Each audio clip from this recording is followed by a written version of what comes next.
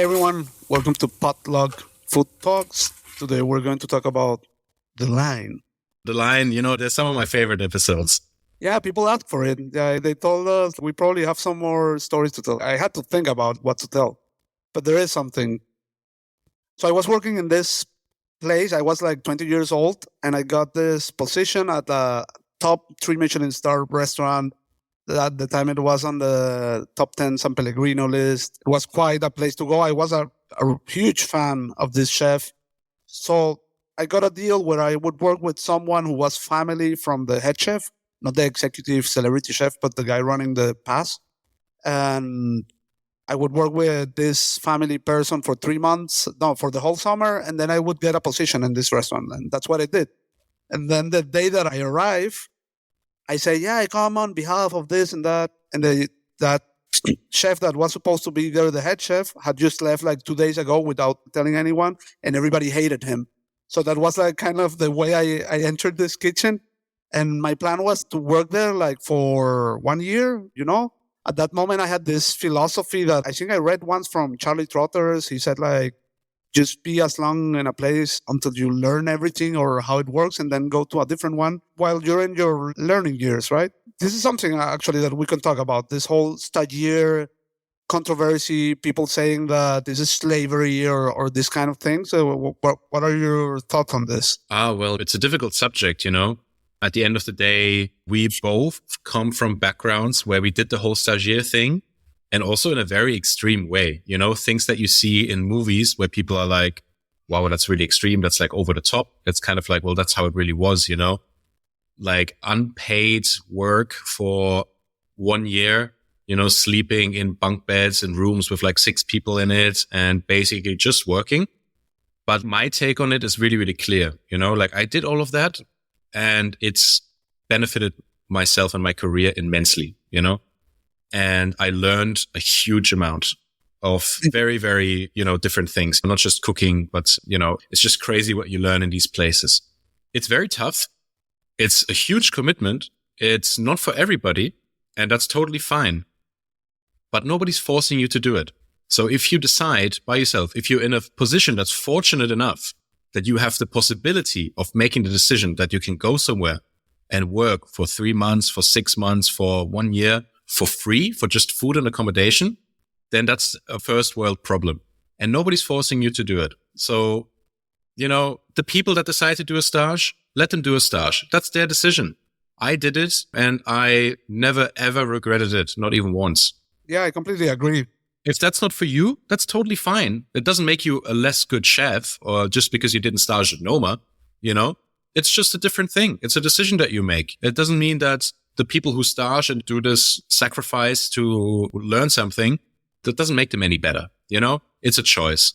Also for me, I thought it was kind of like a smart thing to do. I was 18, 19 years old and going to one of these places and getting that on my curriculum. But also at the end of the day, you're 18, 19 years old. Come on, like you have energy. You can go to these places and absorb a lot of information.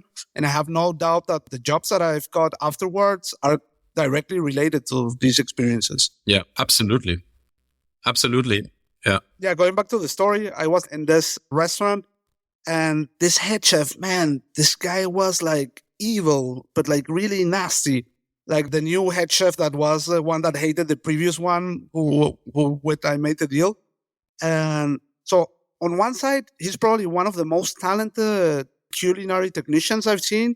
He had like really nice stuff, like working with foie gras.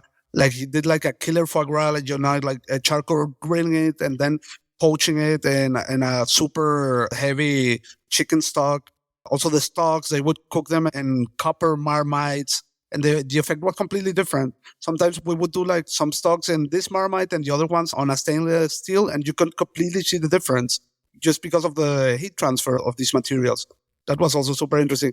And this guy, he was really like a badass chef. He would like, I know you also really like seeing someone cleaning a fish with a Chinese cleaver. That's badass. And these kind of things because that chef, the head chef, the executive chef was opening restaurants also in Asia and in different countries. So, and this guy would travel there to open these places. So we with a super strong French background and everything. But on one side, one of the best chefs I've seen cooking and one of the worst leaders. He would go crazy. He would do everything himself. He was really into humiliating people. I remember one day we would come on a Monday, 8 a.m. after the weekend, just starting the week, and there was like a glass of water that was out of place. And he calls the whole staff, the 30 people, and he starts talking and says like, yeah, okay, like who did this? Who did this? Who was it? No one? No one? I'm counting to 3, 2. Okay, no one has a day off this week. And that's the way you started Monday. Like, just like that, like this crazy, senseless dictatorship. And this guy really gave the feeling that he was afraid of everyone, so he would make everyone afraid. He has these things like, if you saw him working, he would scream, "Look at me!" And he would talk like that. You're like, so in one of these situations where everybody was like not knowing what to do, and like cleaning what is already cleaned and everything. And, like I think in those situations, like a proper restaurant manager, proper chef, he will send you home earlier, because there is nothing to do, especially if you're working on 2 shifts, right? So you're coming back in the evening, so you can go a few hours early. So I see everybody is like doing nothing, pretending they're cleaning what is already clean. Everybody's like walking in circles just to pretend that they're moving. And I'm like, what is this? So I go to the chef in the middle of the service. This guy would like, I remember him always having like 6 pans in front of him, like going completely crazy. And I go there, I don't know what I was thinking of. And I say, hey, chef, we have nothing to do. Man. So next thing, I for the next 3 weeks, I would just pluck feathers from ducks. And that was my job for the next 3 weeks. That's all I did, like. And once I started like doing it a little bit faster, I got into stations and everything. But man, this place really depressed me. Like after 5 months, I couldn't take it any longer.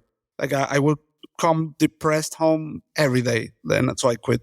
Yeah, totally. I mean, I've had these sorts of experiences too, and it's this pointless, especially the pointless cleaning. The fact that you have to clean, of course, I think cleaning is one of the most important things to do right as a chef. Like a clean kitchen means so much, not just for sanitary reasons, but also just for the attitude and the mindset. And that's no question. But I remember when I was working in Japan, just like 2:00 in the morning, we cleaned everything, and then we stand there and we're sort of like, okay, so what now? And everybody's waiting to go home. And it's kind of like, well, the head chef is still here, so nobody can leave. All right, let's clean everything again. And then you get out, toothpicks and toothbrushes and start scrubbing like, at 3 a.m., which is completely bananas. Yeah. And it's just like you say, it's the worst sort of management that you can do, because these people think, oh, they're tough and they're disciplined and that's good. But, you're wasting the energy of your staff and, you will pay the price in the end because they won't perform as well. Even if you don't care about the people, which you should, because a good manager takes care of the people. But even if you don't care about that and you're only worried about results, it's completely stupid to just waste energy on nothing, So we had this other story. You remember the special dinner for Eckhart Witzigmann where we worked together? Oh yeah, that was a really fun dinner. Yeah, it was, kind of like Eckhart Witzigmann had been one of the mentors of the chef that we worked for together, who was a very well-known chef in Berlin and in Germany.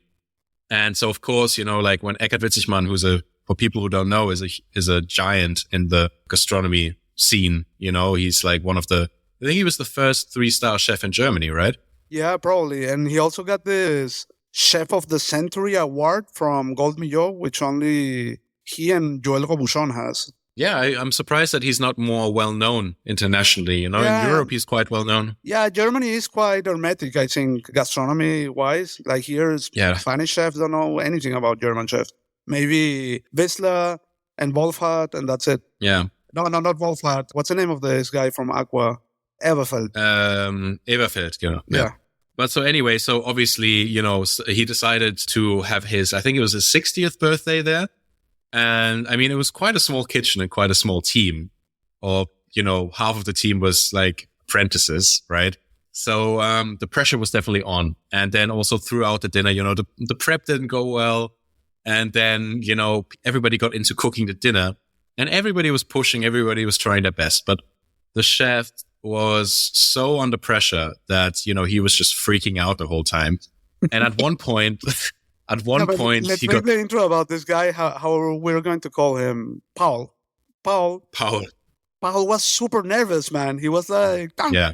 you know, like this South Park character that always drinks coffee, kind of like that.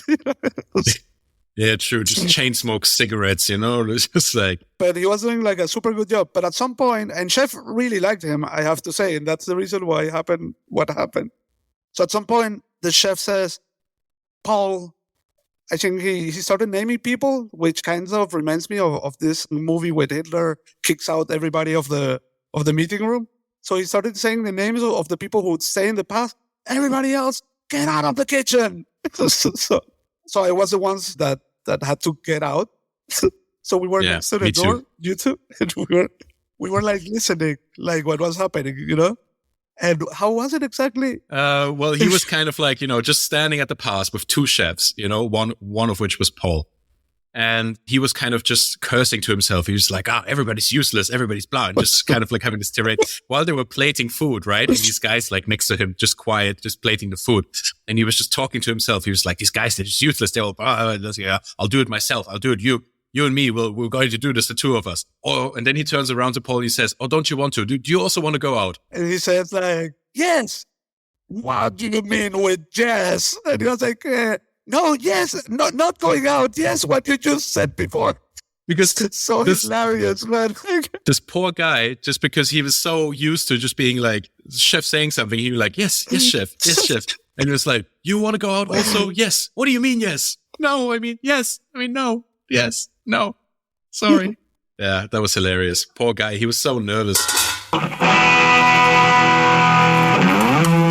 That's it for this week's episode of Potluck Food Talks. If you like what we're doing, make sure to subscribe to the podcast so you never miss an episode. You can also find us on Instagram and TikTok as Potluck Food Talks. The show airs every Monday.